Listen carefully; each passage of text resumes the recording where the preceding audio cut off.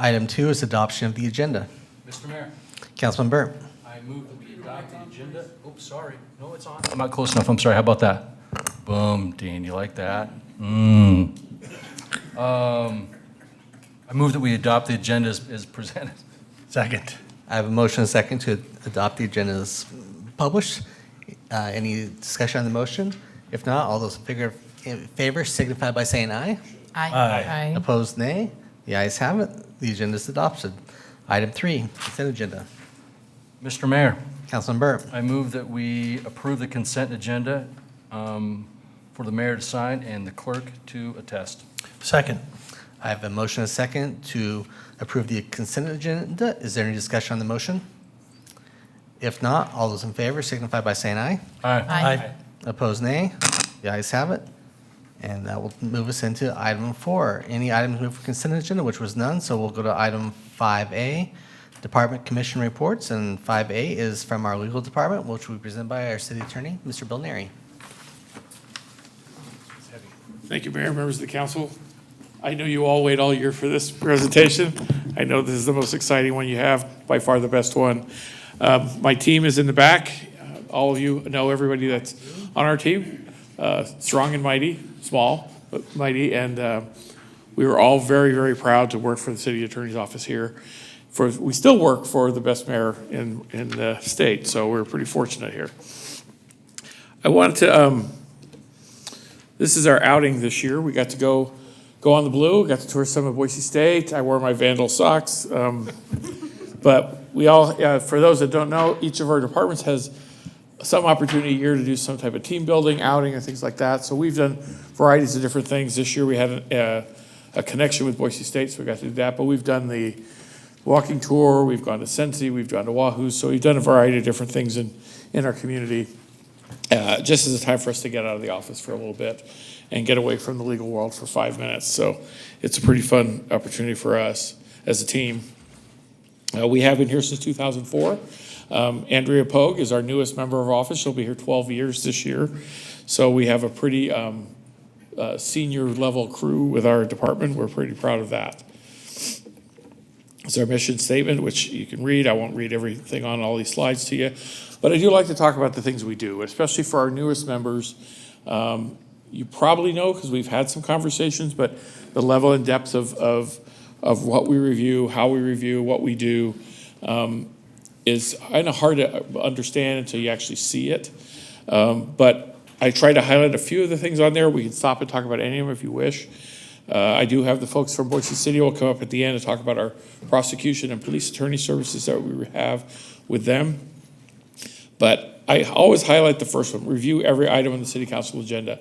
That is no joke. We look at every single thing that goes on that agenda, and we either wrote it or reviewed it, because you can be assured that it has been legally vetted, it's been completely reviewed, and you don't have to concern yourself with any of that. Occasionally, Mr. Bird, when he was here, he'd ask me, did you read this, or did somebody look at this? It's like, yep, we look at every one of them every week. Nothing gets on the agenda until we've approved it. Again, and we also prep meetings before and after. We have a lot of meetings to prepare for these meetings to make sure we can answer your questions, address your concerns, make sure there's a legal issue. We can help answer it. We can help address it on the record or off as needed.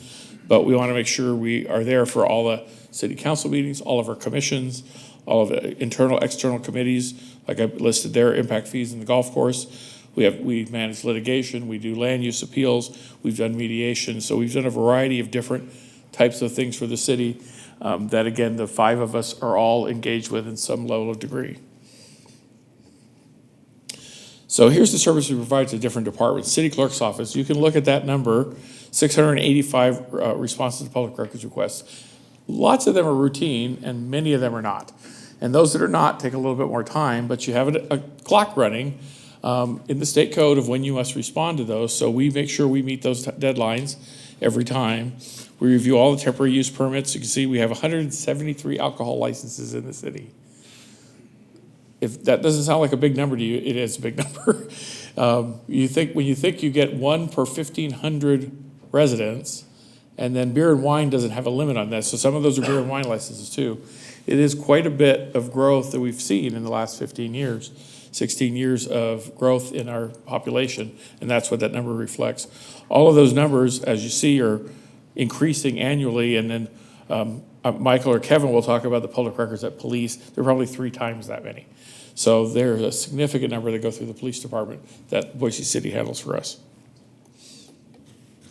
Human resources, again, we assist in writing all their policies. They've been working on this major project of rewriting our policy handbook. Our staff has been helping with that directly with their staff to make sure we meet the legal requirements as well as the human resources needs. We get involved in all personnel actions, whether it's terminations or anything less than that. We try to advise departments as best we can, both to treat people right, to be the right kind of employer that we think is important, and also to make sure we avoid legal liability and avoid any issues that might come up later. Sometimes it takes longer than people would like, but there's a reason for that. And most of the time we try to get it right, and we've been pretty fortunate. In all the time I've been here, we have, to this point, not had one complaint to the Human Rights Commission that we had somehow infringed on somebody. We've had a very few personnel actions that have gone beyond a complaint or a letter or a concern by somebody, but we've very few to any type of grievance or anything like that. And that's mostly because we do try to take our time in dealing with employee discipline. It's difficult. And it is very personally difficult for individuals, both with the departments as well as the employees, and we try to be cautious in how we do that, and so we do take our time. Finance department, again, we work with their bankruptcies when we have those. Those have slowed some, but we are directly involved with those. We review and advise on all the purchasing contracts. They've been working on a rewrite of that for our contract database, and our team has been helping them with that. We deal with all of those financial issue questions that come up that has some legal ramification. Somebody on our team is going to take care of that. Fire department, so we have been directly involved in the labor negotiations. We'd have 9 labor agreements since 2005. I've been our lead negotiator since that time. We have negotiations this year. I think we've done a good job as a city working with our union. There's a lot of mutual respect. We don't always agree, but there's a lot of mutual respect on both sides. I think it's been a very healthy process for us to work with them. Again, we don't always agree on everything, but I think we've at least been able to disagree in a more respectful way than I've seen in other places or I read about in other places. So I think it's been a good process that we've had. Again, we advise the fire department on a variety of issues that come up, whether it's purchasing and revolving the new station, whether it's contract reviews with other agencies or agreements with them. So a variety of different things, and again, we're involved in all of that.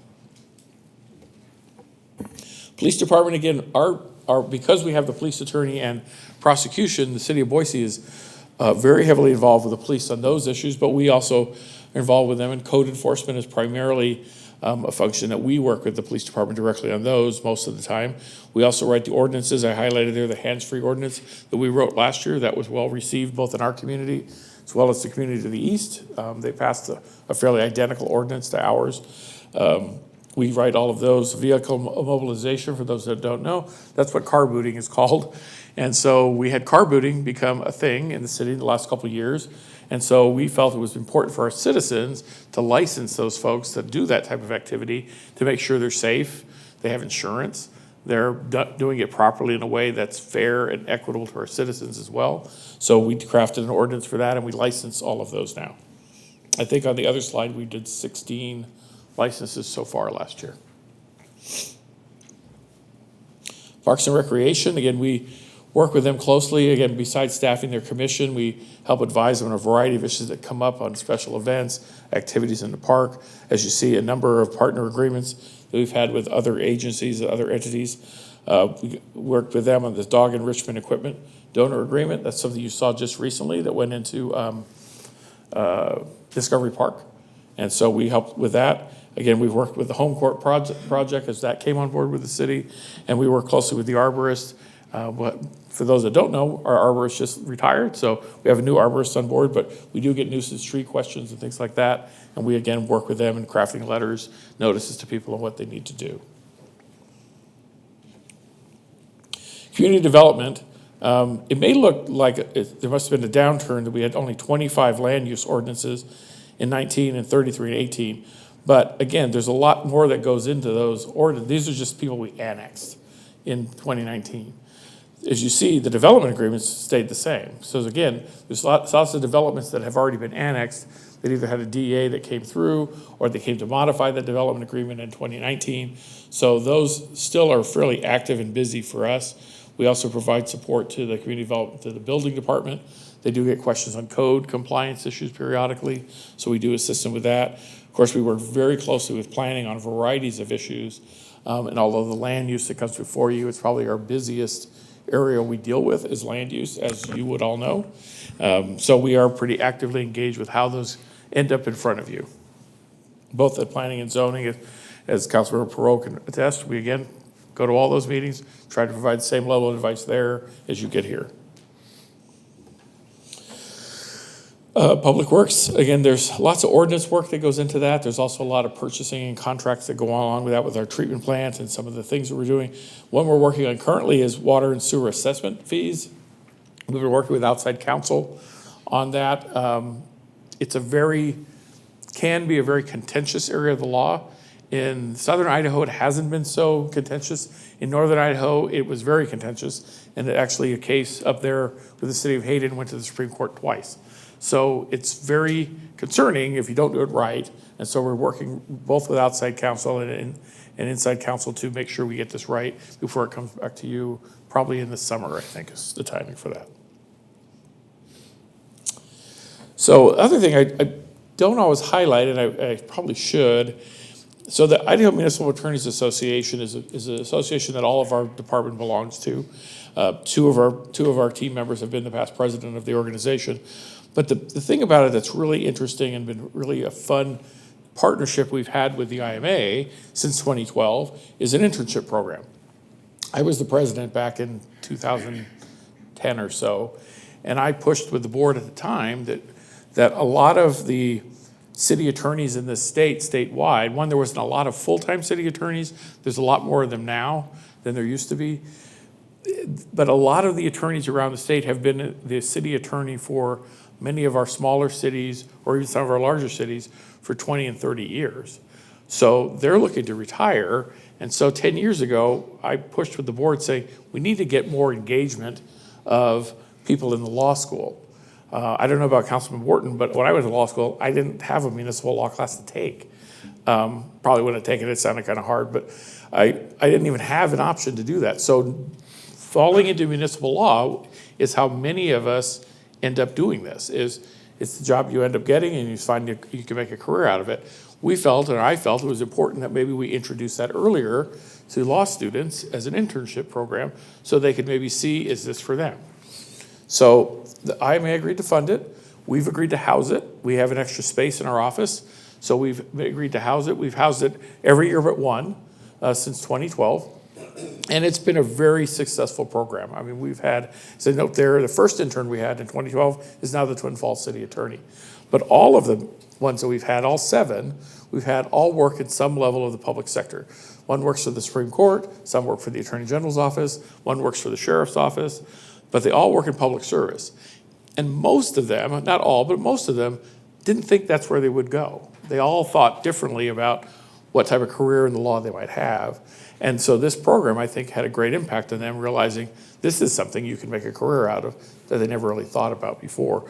So I'm very proud of it. I think it's been really good. Again, we've had some very good interns. The one we had last year, Kurt Starman, was one of our best. Kurt had been a city manager, so he knew what cities were like, so that was an area he wanted.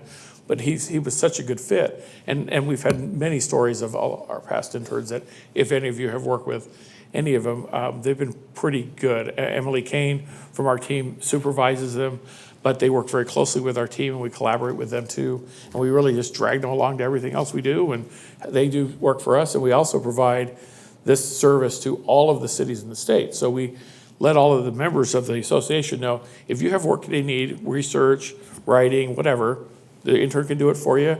Send it by email, we'll send it back. Again, it's been very successful, both with our private sector attorneys that represent cities, as well as public sector attorneys. So it's been a good program. Risk management, for those that don't know, we also manage the risk management program in our department, and we review all the claims that come through the city.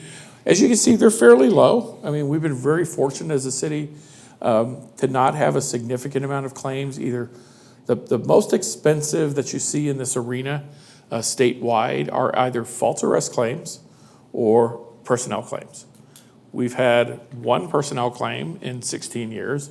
We've had no false arrest claims that went beyond a tort claim and never be even to a lawsuit. We've had no, false arrest or excessive force complaints. Again, nothing that's even gone to a lawsuit.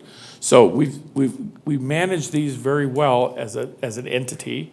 It funnels through my department, but we do work together. And over the last couple of years, we've actually created a team that is made up of all department directors, human resources, public works, parks, fire, police, and we collaborate on all of those, and it's in a good opportunity for those departments to see how what they do can affect other departments. Previously, when we didn't have that, they had no idea that something that would happen in police that maybe the police needed training on could be beneficial to public works.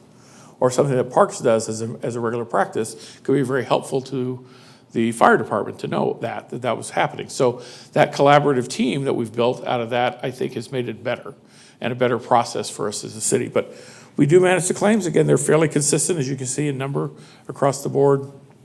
And I think we've done a pretty good job at keeping a handle on that for the city. We work very closely with ISCRS, who's our insurer. They do a good job at helping us when needed, and we think do a good job in helping them keep the cost of claims down. That was, I guess I got ahead of myself. This was the initiative that we worked on. We are 70% complete. The next step is to bring you folks a policy that will match what we're doing there, so we have a consistent practice in both in practice and policy, and that's the next step to cover for you. Now, I'll turn this over to the Boise City Attorney's Office. We have Michael Dean and Kevin Borger from the Boise City Attorney's Office. Again, they provide us both prosecution services and police attorney services, and I'll let them kind of give you a little bit on what they do.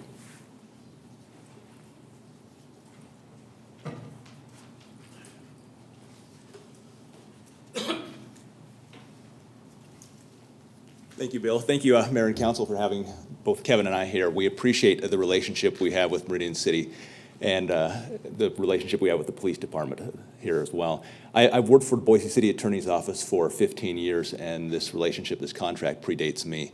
And so my entire time at the Boise City Attorney's Office has been working for the City of Meridian as well. And I have great respect for those with whom we've worked here, for your law enforcement officials who partner with us in that endeavor. A few things I wanted to point out, a few numbers here, and right before that I'll say this. I'll be speaking about the prosecution services and then give some time to Kevin Borger from my office to speak about the police advice services. We handle all prosecution services from inception, from first appearance of the case, through trial, through appeal, through in district court. We work with the police department to help with investigations, seek warrants, magistrate inquiries, to build cases, as well as screen cases to determine whether appropriate to charge or not. And we notify victims and those who report whether we are planning to proceed on the case and answer their questions as well. In 2019, calendar year 2019, we opened approximately 4,000 new cases for the City of Meridian. Those cases had approximately 5,600 new charges, and among all those cases, we had just over 7,500 hearings. Hearings anywhere from arraignments to pretrial conferences, settlement conferences, trials, bench trials, or jury trials. I believe I counted in the calendar year 2019, we had 11 jury trials for City of Meridian. I probably estimate at least a couple hundred, if not more, bench trials, usually on traffic misdemeanors or traffic infractions. It's a busy calendar. It comprises approximately 28% of our caseload. Last year was 25%, went up slightly, 28% this year. Incoming charges historically over the past 10 years, you can see how many we've had come in. Very slight increase over last year, a little bit over the year before that. But it's been a fairly busy prosecution service that we've had for Meridian Police Department. Incoming charges. I wanted to point this out so you could see what type of charges we typically see. The vast majority are related to traffic, whether they be traffic infractions or traffic misdemeanors. DUI on the other side, but that would relate to the traffic misdemeanors. We've carved out a special exception just to track DUIs. I pay particular attention to those because of the public safety risk and the need to prosecute those and work with police. I'm proud to report that in 2019, our conviction rate for DUIs was 94%. We take pride in that, and that's one thing I do follow closely. Our top 10 charges in the year 2019. Most of this didn't change from 2018. Paraphernalia was the top charge we had. Possession of controlled substance, slightly below that. I think the only thing that was new on this chart from the previous year was driving without privileges, our third charge there. And some of that probably because of the way we track those and some changes in the law. There used to be driving without privileges, first offense, second offense, third offense. There's now one catch-all for that, some infractions, some misdemeanors. And we track this pretty specifically related to different statutes. Driving under the influence there is only tracks the first offenses. The previous slide, we had 300 some overall DUIs, but this is first offense DUIs, 242. As I said, driving without privileges is the one that crept on this year, probably because of how we report and how we track those now. Everything else was fairly consistent. A few numbers were slightly higher, but fairly consistent in the top 10 charges this year. I'll segue a little bit into what Kevin will speak about, but we have an on-call team that provides 24/7 assistance to the police officers. Four attorneys staff that, one who's a full-time police advisor, 3 who are full-time prosecutors. And they're available anytime law enforcement needs help, whether it be during hours or after hours, so weekends as well. Help with warrants, help with search and seizure issues. Any question they may have, they're welcome to call, and we help with those. I bring this up because we've had some interesting challenges over the past year in relation to prosecution.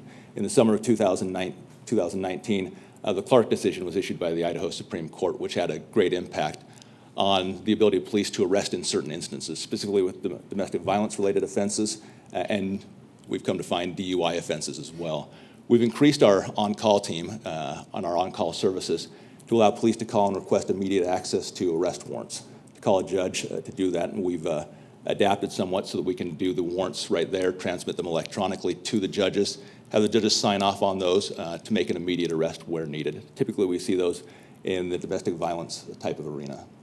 We've also increased our ability to do blood draw blood draw warrants when DUI is suspected and the person is refusing to comply with testing procedures.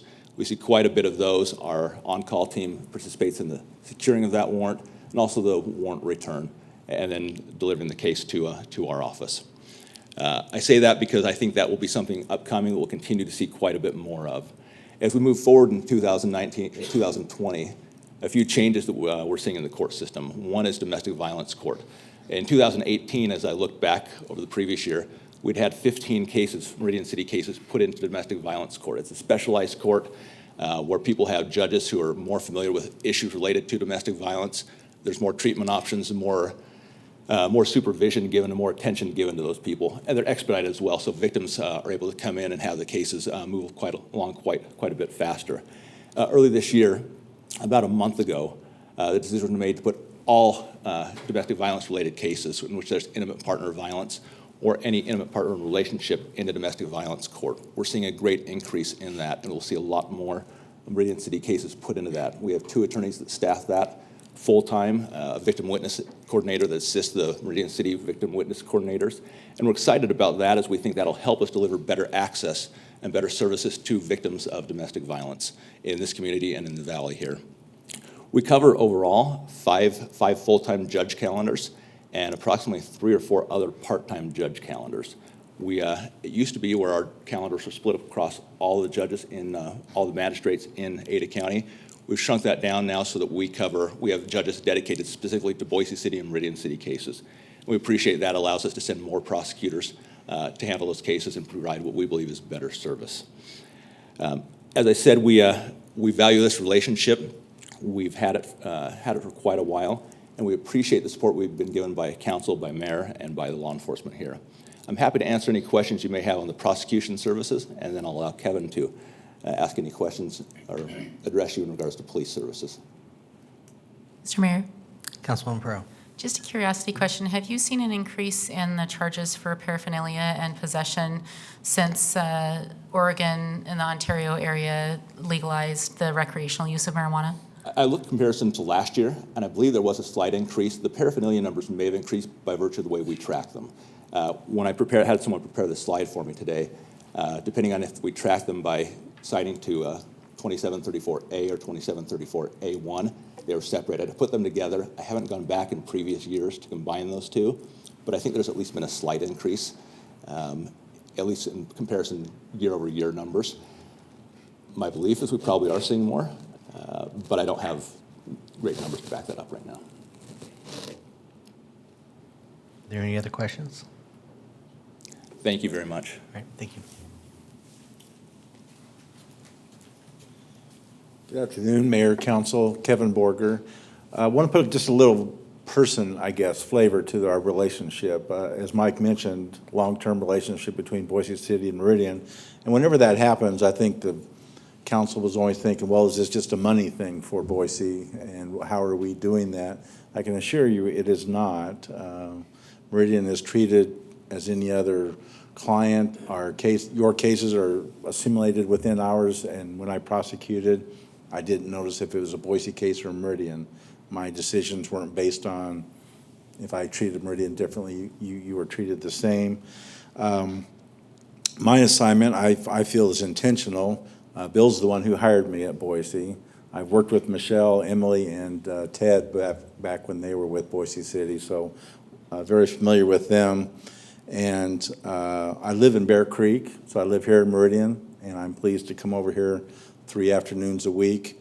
One thing I do back in my office is I review the police information that comes through daily, just to see how things are going, if there are any problem areas. I met with Lieutenant Brown today. He had noticed one and had some questions. So I'm available, I meet, and I very much appreciate being a part of Meridian, and I appreciate Boise allowing me to do that. I've been doing training for the police department. I think I've got one more week to do that. So it's approximately a 12-week process. And I want to compliment the officers. Whenever you do training, legal stuff, frankly, can get boring. I understand that. It's stuff that they've heard a lot, especially the experienced ones. But your police officers are very attentive. They're respectful. They aren't playing on their phones or looking at the computer. It's eye to eye. And they have legitimate questions and very pertinent ones. This Clark decision has thrown everyone for a loop. And so what I most appreciate is that your police department's desire to get it done right. And a lot of that is the oversight they give to each other, holding each other accountable, and the methods that they do that. And part of that is reliance upon our office. And the questions I get show that it isn't just, let's not get sued. No, it's let's do the right thing by everyone. And so I greatly appreciate that. And I appreciate the relationships of being able to, I grew up in this town, basically, lived here since 1986. And I've known Brad since probably that time, and dealt with Joe professionally since shortly thereafter. So greatly appreciate that relationship, and know that you're being well taken care of by the city of Boise, and we do value your relationship and ours very, very much. I'll certainly stand for questions. Any questions, council? Thank you. And if I could just add in real quick to that, I did meet with Mayor McLean last week, and where we did discuss this relationship that we have for these services, and expressed our gratitude and our desire to continue a strong relationship with the new administration. Understanding that everyone always has to review what's best for them at the right time, but she assured me that if there was ever a desired change on their end, they would give us plenty of lead time. And conversely, if we ever felt like we had to do this in-house, we would do the same. But Mayor, I would totally agree with that. I think we've had a contract with the city of Boise since 2002, so nearly 20 years.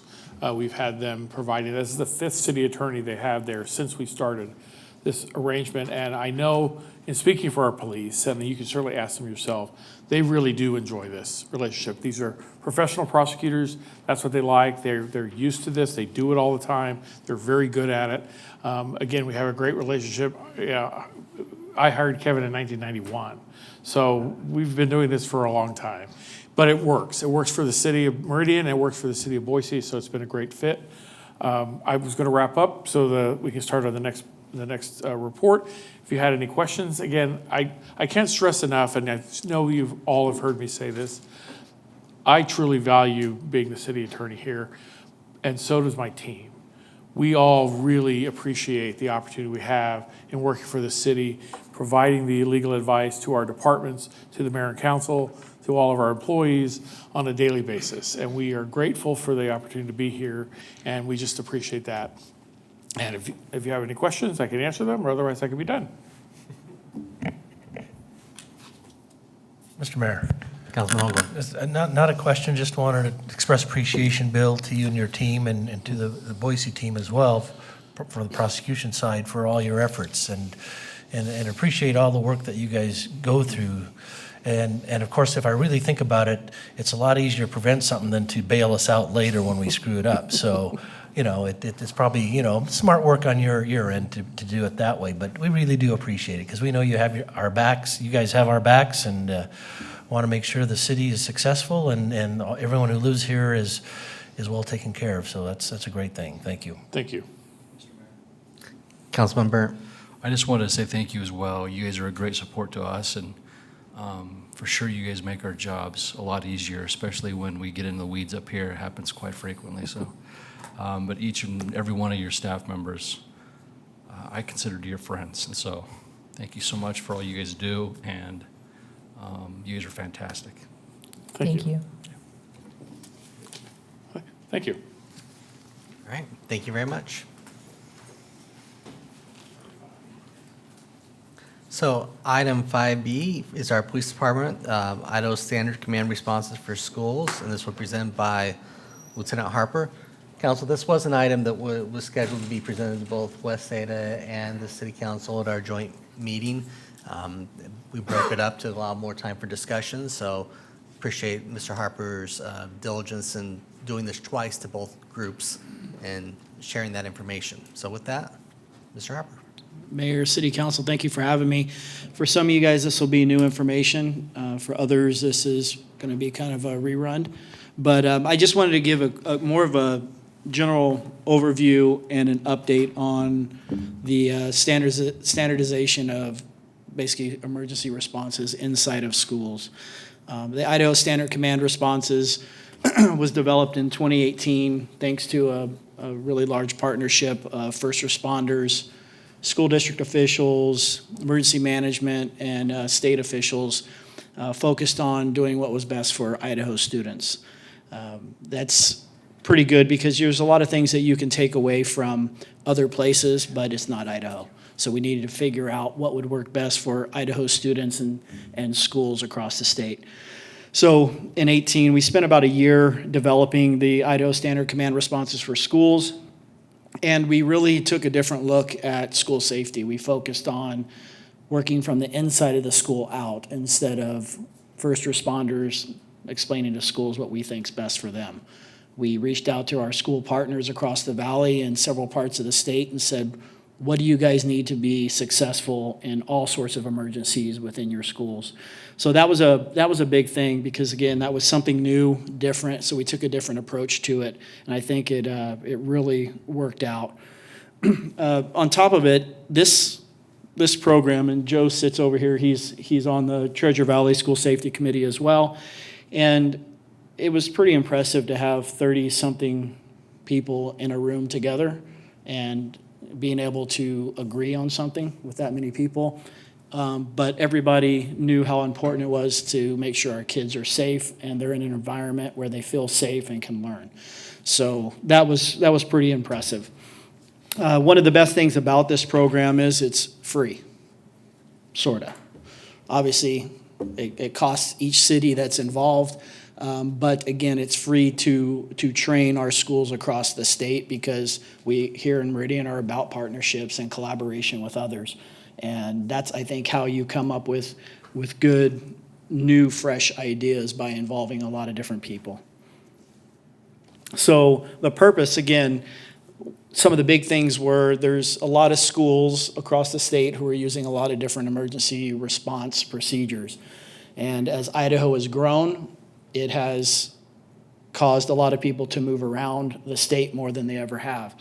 And in an emergency, probably one of the biggest concerns is confusion. If you're going from one school district to another and you're having to learn new procedures, new terminology, what kind of stress does that bring on in an emergency situation? So ultimately, what it did was this program being shared across the state is reducing that confusion and bringing standardized language and procedures into each school. This is a voluntary thing. I left you guys with a 2-page brief on the program, so it's a little more detailed if it's new to you, that it explains everything. I'm giving like a 30,000-foot view. But again, this program is something that could standardize school safety across the state, which I believe is extremely important. It is our most sensitive population, and we need to make sure we're doing the right things to keep them safe. The interesting thing about Idaho is when you're developing a program, you've got to be able to adapt to a lot of different types of communities and areas across the state. You have school districts like the West Ada School District, which is your typical large urban-style school district. And then you have places like Cottonwood, or even more rural than that, where it's elementary, middle school, and high school all under one roof, with limited resources for emergency services and those types of things. So when we developed this, 4 initial simple responses that could deal with all emergencies, not just an active shooter, but for a medical situation, a fire, a flood, whatever it may be, an unknown person on campus, a wild animal. Those are big in northern parts of the state, whether it's cougars or moose or bear. So we had to really be creative in developing this to make sure we gave every school district a good foundational model that they could also build upon to fit their community and their school district. So where are we at today? We've spent, thanks to the support of my chief, the mayor, council, we've been able to travel lots of parts of the state. I've gotten to see parts of Idaho I've never gotten to see in almost 16 years of being here. So there's a benefit there personally. But I've gotten to meet a lot of great people and engage with a lot of different organizations. As you see, basically every major organization in law enforcement, our first responders, the school districts, we've been able to have that face-to-face time and share this product and really get their support. Because again, you got to have the support of all of these folks collectively to make something successful. So far, we've implemented ISCRS into 33 school districts across the state.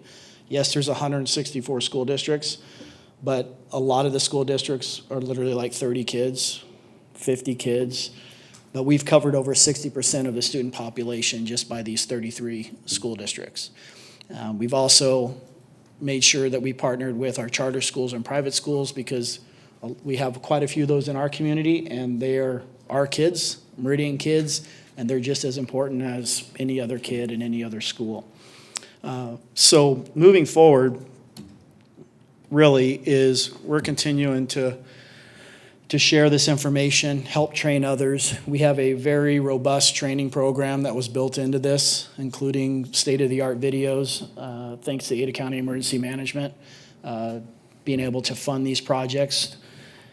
And we've got several more school districts that are coming on board, specifically the whole area, Kamiah, Cambridge, that whole area up on the prairie will be coming on board next fall, which is very good. I've been working with Sheriff Davis up there, and he's extremely supportive of this. What else do we got?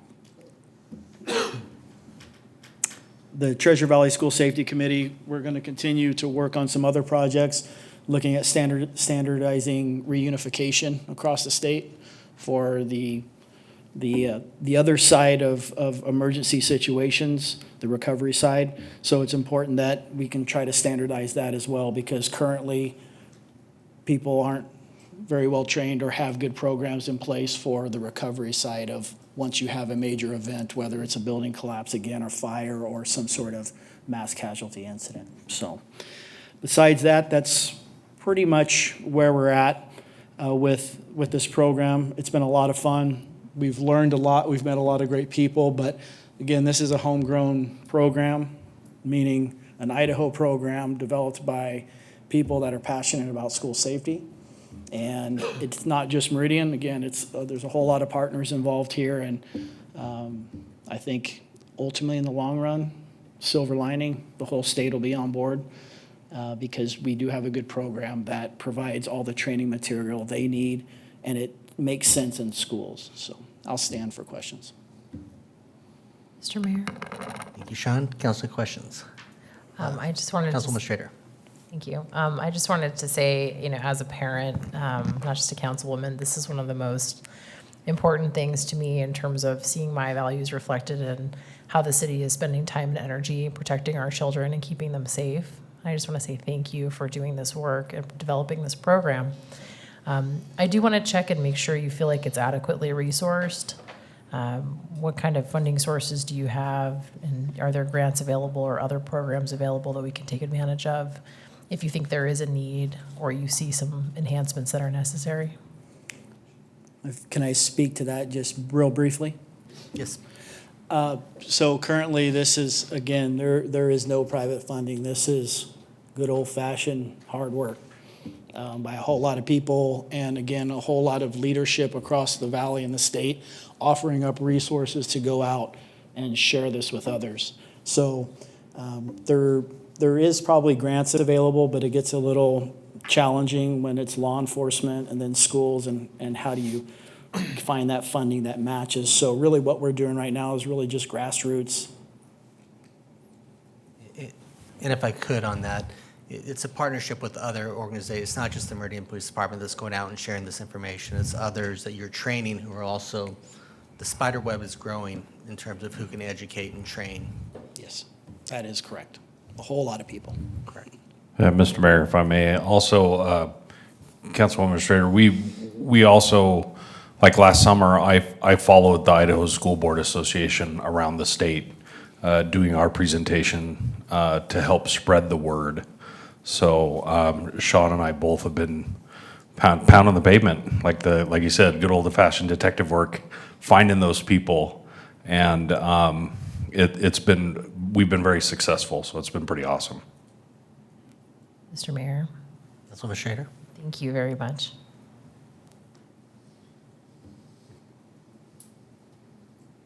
Mr. Mayor, Councilman Borton. Sean, who does the training if a one-off charter school in East Boise or Nampa or Eagle calls somewhere and says, we'd like to be trained? Who provides that to that school? It's probably a little more complicated than a simple, but I'll try to give you a simple answer. So there is a core group of the Treasure Valley School Safety Committee that provides this training, but we've built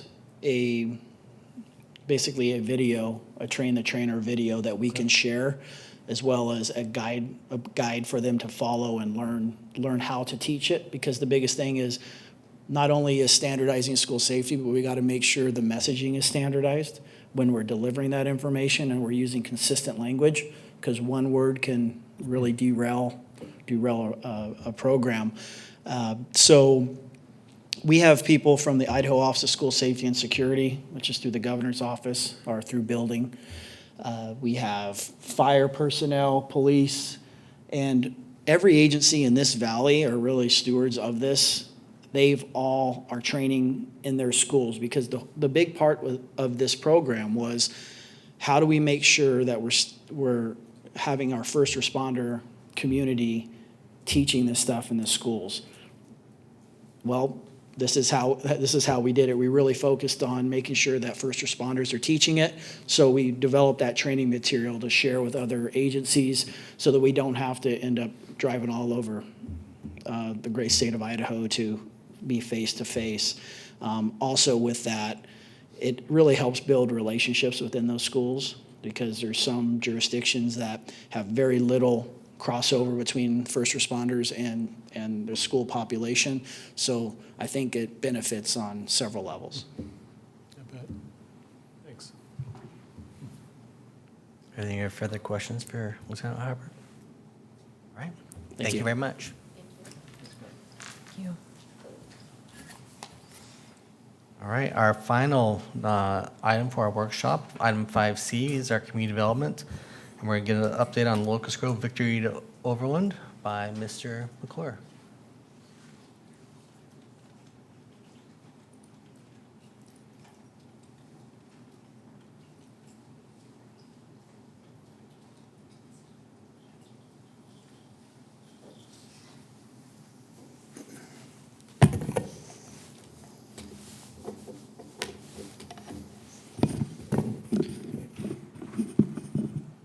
Good evening.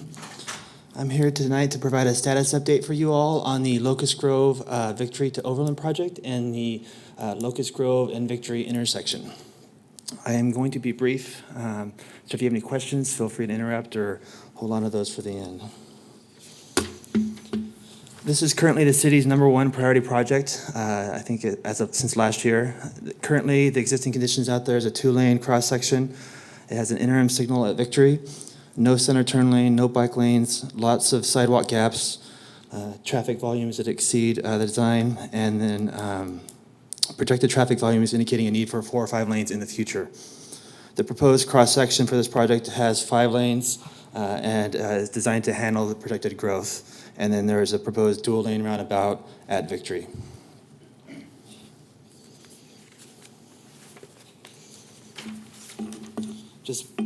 Just briefly, history here. Last September, ACHD had their first public involvement meeting for this project. Public opinion in person and online was the full array of love it, hate it, and everything in between. Of particular note, concerns brought to me were concerns for landscape, the way that corridor felt, and just sort of a neighborhood preservation. After the PIM, staff met with the council at the time to request direction. Council did not express any uniform opinions, but generally they were preferring a narrower cross-section to reduce impacts to the property owners and stakeholders. Was open to partnering with ACHD if there was an opportunity to do some of that neighborhood preservation. And they had a general preference for sidewalk facilities that were multi-use. So rather than having a detached sidewalk and a buffered bike lane, they would just have one multi-use sidewalk on each side of the road with no bike lanes. And I'll share those on the next slide. So the top exhibit here you can see, and it's probably small, I apologize. You can see the existing conditions out there. This is generalized. It really is a 2-lane road, no turn lanes. Worth noting, a lot of the landscaping you see out there currently, a lot of the mature trees are actually within ACHD right away. Any road widening of any type is going to wipe those out. So you can't really save most of the trees on this corridor regardless.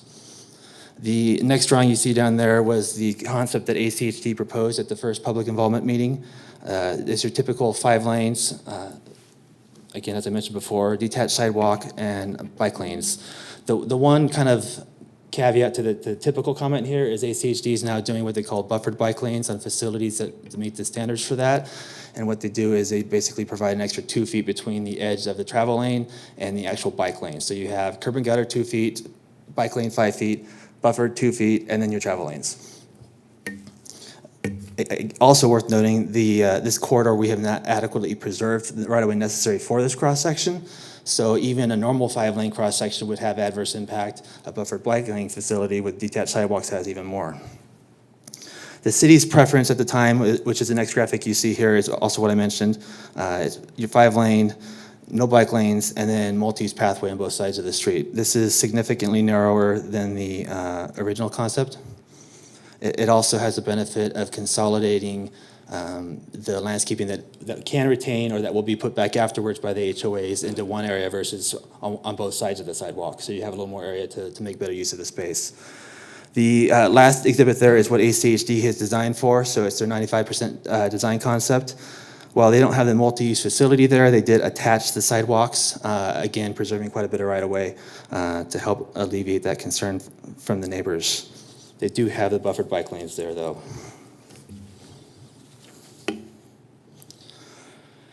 That was quick. And a quick project, and a quick overall summary. Our last conversation, with council. Generally seemed understood that this was needed, generally understood that we would like to partner. I would like to hear from you regarding whether that's still true with the new council, whether we are interested in partnering. There doesn't seem to be a wealth of opportunities here. The roundabout would be the most striking opportunity, but that's only on one side of the corridor, Victory, and nothing on the Overland side. Medians don't seem to generally be available here because of all the curb cuts and all the front-on properties. So lots of side streets, lots of properties taking direct access from the street. So there's really not a lot we can do without going in and actually doing the landscaping for these subdivisions. If anyone has any suggestions, or if ACHD has come up with any new ideas that they haven't shared with us, I just wanted to verify, one, that you were interested in, and then two, taking our comments. We have a meeting next week or the week after, and then a PIM with them and the public on March 30th. If you, council and mayor, has any specific requests, directions, thoughts, would be happy to carry those forward and pass them along. Again, this is just an opportunity for you to sort of influence that, at least through staff. Again, that was quick. I'll stand for any questions. Happy to go back to any previous slides. Brian, would you go back to slides? Caleb and I chatted a little bit, so if I can maybe go a little bit deeper than what Brian's referencing in terms of why this is probably the number one reason why this is before you from my perspective. If you look at the city preference versus the ACHD 95% design, what I know many of us have heard throughout our conversation in the community is the buffered bike lane. You know, what is the value of the buffered bike lane versus a multi-use detached sidewalk from our community standpoint? I've heard, you know, I don't know any residents that want to take their kids on the buffered bike lane in this community, and it doesn't really provide a huge value as compared to what a multi-use sidewalk might do. I would bet dollar for dollar that even a 7-foot attached sidewalk would get 3 times the bicycle traffic as a buffered bike lane on this road ever would from that perspective. But we are at a point where we're 95% design, and I think that staff is the only value, and I'm not even going to say it would have much value, is if this council is in 100% agreement and is willing to sign a letter on this topic to send to the commission before we send any staff forward to deliver a viewpoint on that very specific topic. Because that's really where our conversation was. It doesn't really take any more space. In fact, it might even take less space or close to the same from that standpoint. But that would be one question I would want council to weigh in on is, do you have a viewpoint about the values of buffered bike lanes versus multi-use sidewalks in this situation and generally throughout the city? I think that's, you know, we may be fighting an uphill battle with ACHD's viewpoints and priorities, but I know we have an ordinance that says we want multi-use sidewalks, multi-use pathways. That's what our ordinance says, and ACHD doesn't build their roads that our ordinance requests. Instead, we get buffered bike lanes.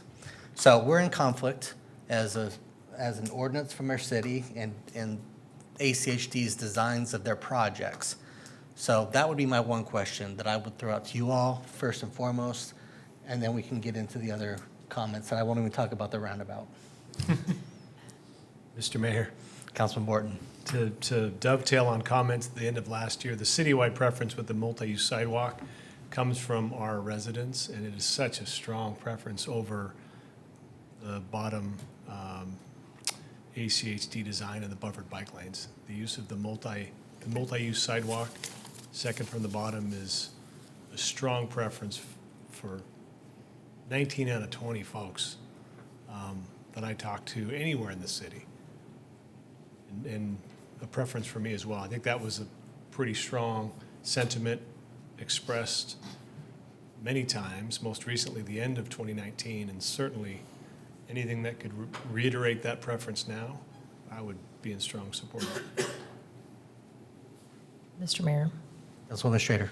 I agree with Councilman Borton. I think that a multi-use sidewalk makes a lot more sense for our residents, and we're trying to be a premier city built around families, and I think, you know, multi-use sidewalks are more accessible, they're safer, they're easier for people to use, and I don't like taking my kids on a bike and right next to the road. I prefer to have that buffer and have that bigger sidewalk. So I feel very strongly in agreement with that.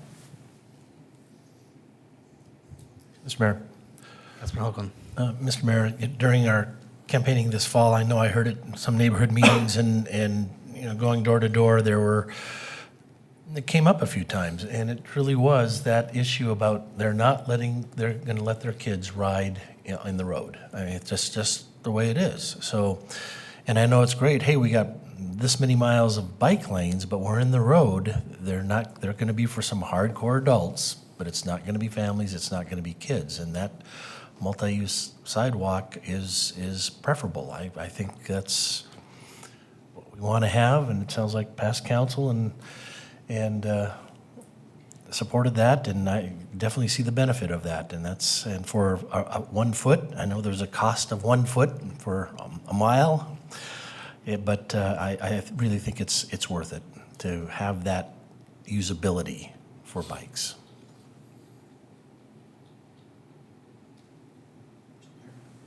Councilman Burnt.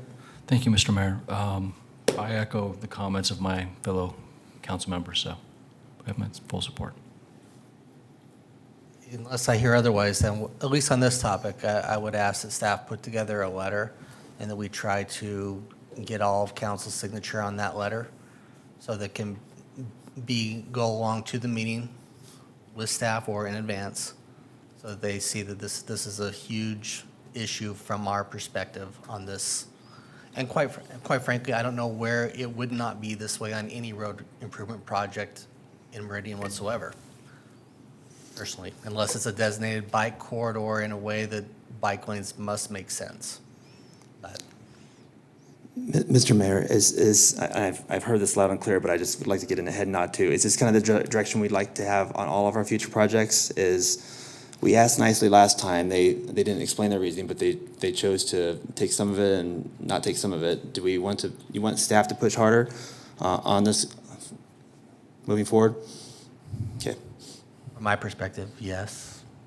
Unless there's a real explicit rationale why a bike lane must exist in this location, or should, and a multi-use just 100% can't. Okay. Like Fairview. I don't know that a detached multi-use pathway along Fairview would ever make sense in the current configuration with businesses, so a bike lane along that may make sense. Okay. Outside of that, though, I don't know where it wouldn't. Mr. Mayor, Councilwoman Schrader. just brainstorming here, but is there a more scalable way for us to convey our preference very strongly, not just for this project, but perhaps a way that your office could reach out to ACHD, or maybe members of a transportation committee could get involved or something like that, so we could try to, kind of hit them a few different ways with our strong preference? Yes and yes. The meetings I've held with the commissioners so far, 2 of them, I've made this point. Honestly, we've been saying this to ACHD for years, and it still comes back this direction regularly.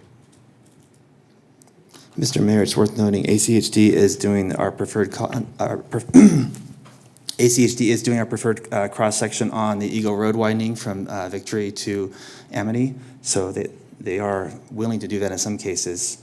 I don't understand fully the rationale for not why I always, but definitely explore that further. Mr. Mayor. Councilwoman Perot. I'm not really familiar with the partnering that the city does with ACHD and what the players do in these scenarios. And so if you could maybe go to a more basic level and help me understand, is this a project that ACHD has planned and it's in their budget and they're coming to the city and they're discussing or asking for our preferences, or what's the role of the partnership, and what does that look like? Mr. Mayor, Councilwoman Perot, this project has been planned out for several years. It's now towards the end of the design phase, so we're really late in the game to sort of be having this conversation. Logistically, it would be difficult for ACHD to pivot now. Doesn't mean it's impossible. Typically, ACHD funds all the roadway and transportation related improvements for projects, so curb, gutter, sidewalk, asphalt, striping, all the basics. They will patch back in buffered areas, things like rocks. They will not do landscaping of any kind, and they will not replace landscaping of any kind except to do like turf rehabilitation where they messed it up, sort of thing. Anything above the basic transportation projects identified in their capital improvement plan, their integrated 5-year work plan, would rely on partners to do that sort of stuff. So if we wanted to do landscaping, if we had somewhere pathway that required extra sidewalk, if there was something above and beyond what their typical cross-section is, and they would expect the city or someone else to help partner with that project. Does that answer the question?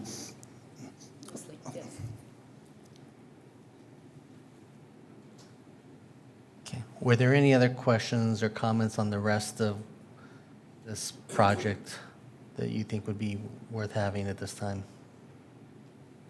We are 95% design, so I think we're limited in what we can really impact from that standpoint, but at least this is one that potentially we could. Okay. With that, we'll say thank you, and if any time frame on you think you need to get a letter drafted up. I will coordinate that with Caleb tomorrow. We'll see if we can get something drafted and send it to your office for review.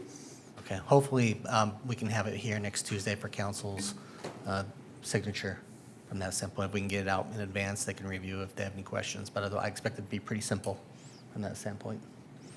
All right. Thank you. Thank you. Okay. We have reached the end of our agenda. Mr. Mayor, Councilman Burr. I move that we adjourn the meeting. Second? I have motion second to adjourn the meeting. Any discussion? If not, all those in favor signify by saying aye. Aye. Those opposed, nay. The ayes have it. We are adjourned.